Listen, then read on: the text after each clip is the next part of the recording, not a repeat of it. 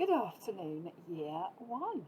I hope you liked the story last week that you watched online, Peace at Last, and I hope you had fun making lots and lots of those sounds. We're going to read a story today together called The Very Noisy Night.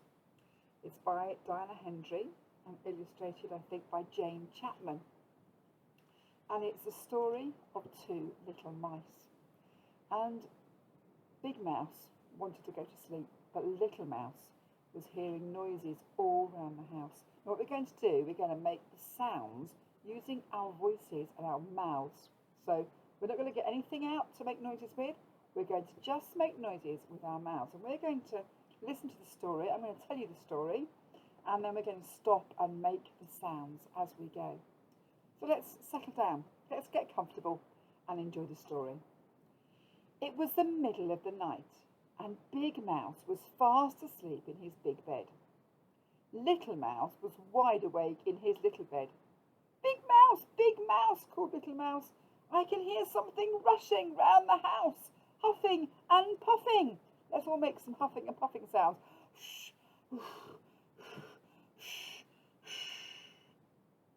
Big Mouse opened one eye and one ear. It's only the wind, he said. Can I come into your bed? Asked Little Mouse. No, said Big Mouse, there isn't room. And he turned over and went to sleep. Little Mouse lay listening to the wind. Let's get that wind sound again. Then suddenly, between a huff and a puff, came a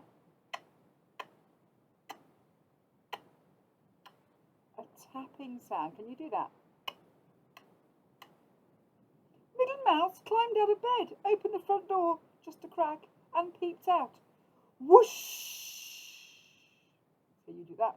Whoosh went the wind. But there was no one outside.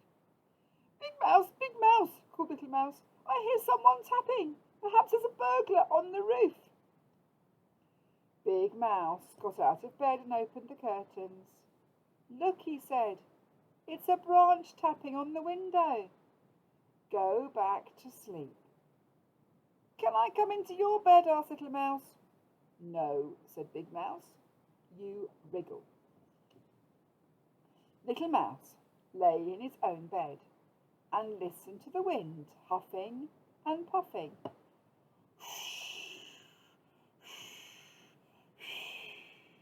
And the branch tapping.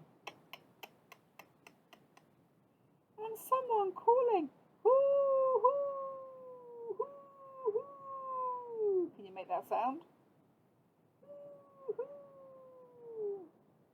I bet you know what it was, don't you? Little Mouse climbed out of bed again. This time he looked under it. Then he looked in the wardrobe. He was feeling very frightened. He cried, Big Mouse, I think there's a ghost in the house and it's looking for me. It keeps calling, hoo, hoo, hoo, hoo. Big Mouse sighed, got up and listened. It's only an... What do you think it was?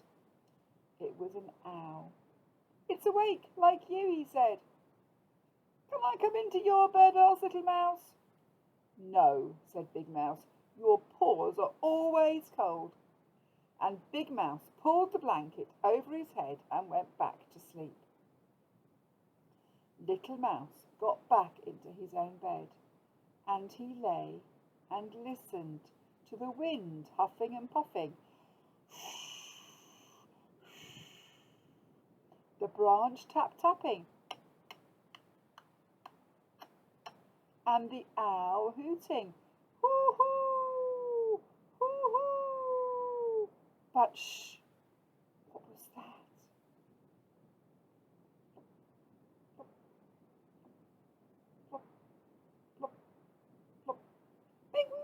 Big Mouse, he called. I think it's raining inside. And Little Mouse jumped out of bed and fetched his red umbrella. Big Mouse got out of bed too. He opened the front door.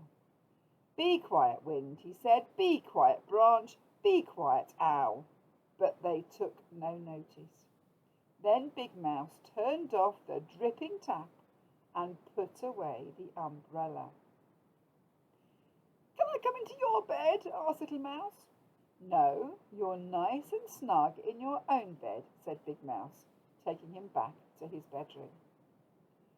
Little Mouse lay and listened to the wind huffing and puffing,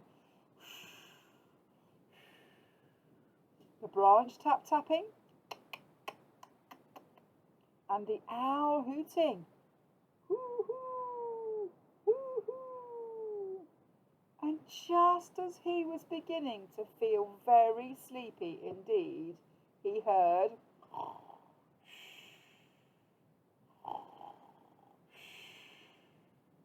Big Mouse, he called, you're snoring. And the old snore.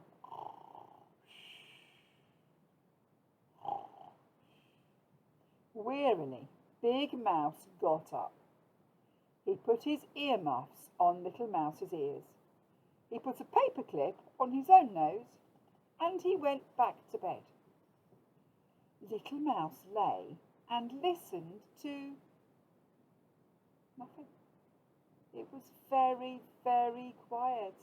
He couldn't hear the wind huffing, or the branch tapping, or the owl hooting, or Big Mouse snoring. It was so quiet that Little Mouse felt he was all alone in the world. He took off the earmuffs. He got out of bed. He pulled the paperclip off Big Mouse's nose. Big Mouse, he cried, I'm lonely. Big Mouse flung back his blanket. Better come into my bed, he said. So Little Mouse hopped in, and his paws were cold, and he needed a little wriggle before he fell fast asleep. Big Mouse lay and listened to the wind huffing and puffing. Whoo!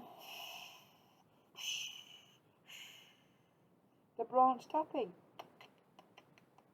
the owl hooting, hoo-hoo, hoo-hoo, and Little Mouse snuffling.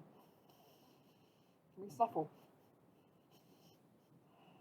And very soon he heard the birds waking up. Can you make the sound of some birds waking up?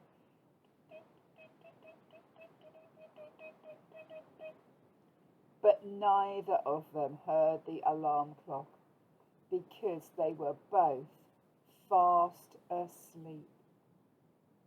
It's a good story, isn't it? And it talks about all those sounds that you might hear, especially at night when the house is quiet. I want you to see if you can sit really quietly for about 10 seconds. And I want you to see what you can hear.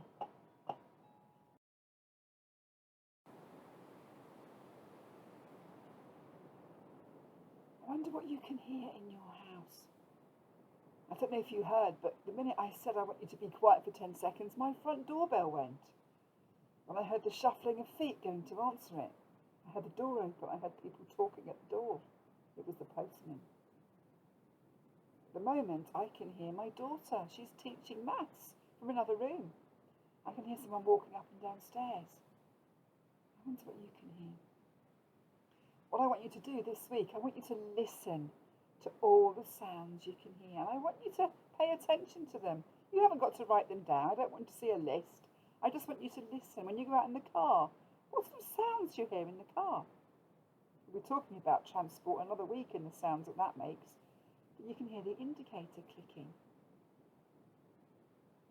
You can hear the radio maybe. All sorts of sounds that sometimes we don't even think about. We just accept as part of the noise of life. But if we're really quiet sometimes, we begin to hear things that we didn't hear before. And I want you to experiment with your voices. We made wind today. Shh. We made dripping taps.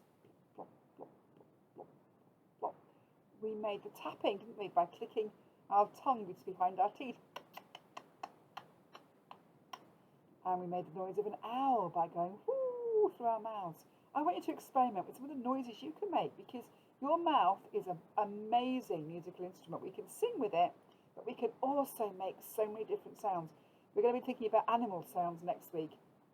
We're going to visit a farm in our imagination and go and visit lots of animals. But have a little think this week as to what sounds you can make with your mouths and with your voices. And I hope you enjoyed that story.